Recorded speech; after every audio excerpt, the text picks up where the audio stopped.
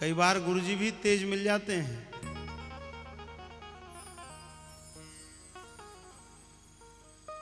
दो चेले थे गुरुजी के। एक गुरुजी के दो चेले।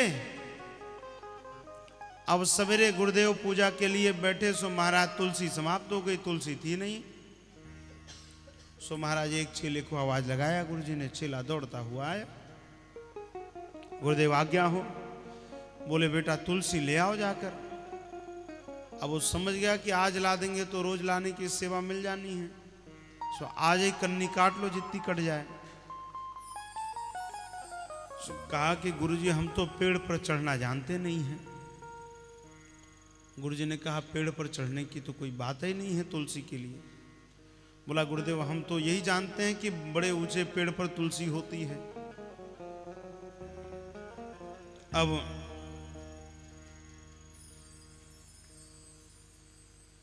गुरुजी समझ गए।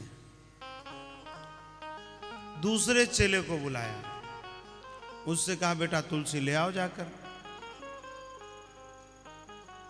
सो उसने कहा कि पहले ने तो कन्नी काट ली है, पहला बच गया, अब अपना ही नंबर है। अगर आज ला दिए तो रोज सवेरे 4 बजे तुलसी ले आनी है। सो कहा गुरुजी हमें तो अंधेरे में बड़ा डर लगता है, हम तो निकलते ही नहीं अंधेरे में कभी। गुरुजी समझ गए परिस्थिति को। बोले दोनों बहाना मार रहे हैं। तो दोनों शिष्यों को गुरुजी ने अपने पास बुलाया। कहा बेटा गुरु का कर्तव्य होता है शिष्य का प्रबोधन करना।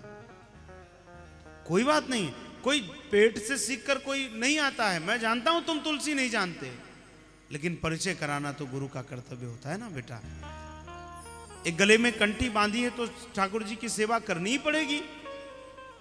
तो चलो अब आज तुलसी से तुम्हारा परिचय करा दें। अब चेलों ने सोचा कि अच्छा गुरुजी जाकर ले आएंगे, हमें दिखा देंगे, बात अपनी बन गई। सो गुरुजी तो गुरुजी। गुरुजी ने कहा लेकिन बेटा परिस्थिति मेरे साथ बिल्कुल अलग है। मैंने युवावस्था से ही नियम ले रखा है कि एक बार ठाकुर जी की चौकी पर बैठ गए सेवा के लिए तो तभी उतरता हूं मैं जब ठाकुर जी की सेवा संपन्न हो जाती है। अब बेटा मैं उतर नहीं सकता और तुम जा नहीं सकते तुलसी लेने। तो एक रास्ता मेरे ध्यान में आ रहा है कि तुम हो जाओ आगे, एक चेला पीछे, चौकी उठाकर बगीचे में ले चलो। अब महाराज वो कहाँ आंख मलते नींद में आए थे, वो चौकी उठा करके पसीना छोड़ते ले गए। भोर में 4 बजे बगिया में गुरुजी ने चौकी पर बैठे बैठे तुलसी तोड़ी। बोले बेटा इसे कहते हैं तुलसी। अरे गुरुदेव अब तो जीवन भर याद रहेगा, आने वाली पीढ़ियों को बता कर जाएंगे कि जो गुरुजी तुलसी मांगे ला कर दे देना, नहीं तो चौकी सहित लेकर जाना पड़ेगा।